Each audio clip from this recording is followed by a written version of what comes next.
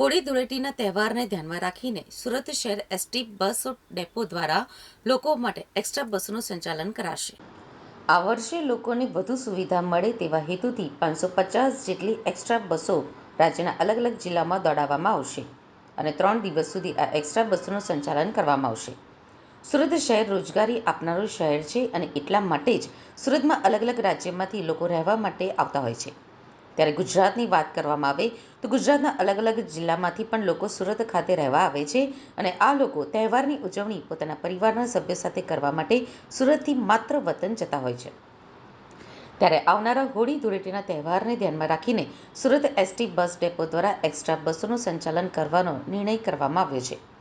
Bus depot ખાતે મુસાફરોની ભીડ ન જોવા મળે અને લોકો આરામથી પોતાના માદરે વતન જઈ શકે તે માટે સુરતથી દાહોદ, ઝાલોદ, ગોધરા, પંચમહાલ, લુણાવાડા અને છોટા ઉદેપુર સુધી 550 એક્સ્ટ્રા બસોનું સંચાલન કરવામાં આવશે. મહત્વની વાત છે કે ગત વર્ષે પણ સુરત શહેર એસટી વિભાગ દ્વારા હોળી ધૂળેટીના પર્વ નિમિત્તે 480 એક્સ્ટ્રા બસો દોડાવવામાં આવી હતી અને જેનો લાભ 30,000 મુસાફરોએ લીધો હતો અને આ એક્સ્ટ્રા બસોના સંચાલનના કારણે સુરત એસટી વિભાગને 80 લાખ રૂપિયાની વધારાની આવક થઈ હતી. ત્યારે આ વર્ષે 550 એક્સ્ટ્રા બસો દોડાવીને 1 કરોડની આવક થશે તેવી સંભાવના સુરત એસટી વિભાગીય નિયામક દ્વારા વ્યક્ત કરવામાં આવી છે. તો બીજી તરફ જો કોઈ જગ્યા ઉપર 52 લોકો ભેગા થઈને ગ્રુપ બુકિંગ કરાવશે તો એસટી બસ લોકોના ઘર કે સોસાયટી સુધી તેમને લેવા માટે જશે. મહત્વની વાત એ પણ છે કે જે એક્સ્ટ્રા બસોનું સંચાલન કરવામાં આવી રહ્યું છે તેનું ભાડું પણ નિયમ મુજબ રેગ્યુલર રાખવામાં આવ્યું છે.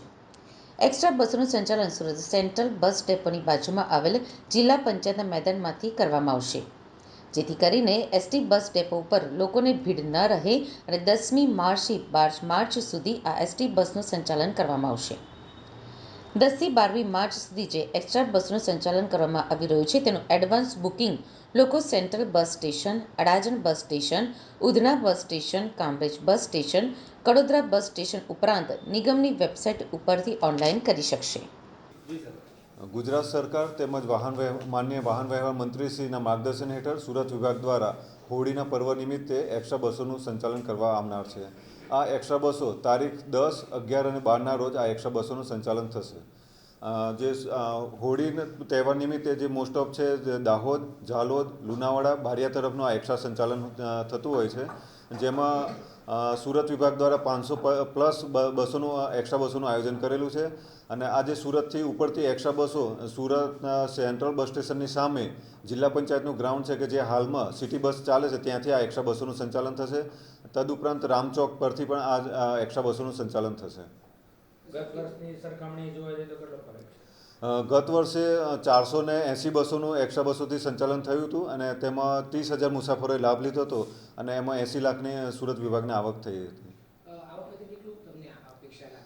આ વખતે અમે 550 બસોનું આયોજન કરેલું છે અને આમાં 1 કરોડ સુધીની આવક આવશે અને અમે ટાર્ગેટ છે કે 40,000 થી 45,000 મુસાફરોને અમે પરિવહન કરીશું. દરેક વખતે સુરત હોળી અને ધૂળેટીના પર્વ દાહોદ, ઝાલોદ, લુણાવાડા, બારિયા તરફનું એક્સ્ટ્રા સંચાલન હોય છે અને તદુપરાંત જે અમારી જે એસટીની જે હોય છે કે એસટી આપના દ્વારે જે અમારે જે 52 પેસેન્જર એક સાથે હશે અને પોતાની જો માંગણી હશે તેમને સોસાયટી સુધી અમે ગાડી આપીશું અને એમના વતન સુધી ડાયરેક્ટ એમને મુસાફરી કરી શકશે.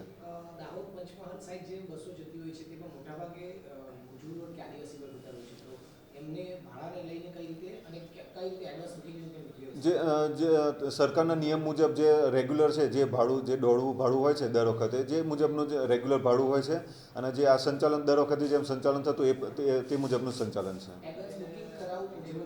જે અમારું રેગ્યુલર બસો છે જે એમાં રેગ્યુલર બસો જે ઓનલાઈનમાં છે તેમાં ઓનલાઈન બુકિંગ થશે. જે આ જે બસો છે એ ઓફલાઈન છે. જેવું પબ્લિક આવશે અમારી જોડે બસોની વ્યવસ્થા કરેલી છે, જેમ બસ પબ્લિક આવશે એમ બસમાં બેસી અને મુસાફરી કરી શકશે.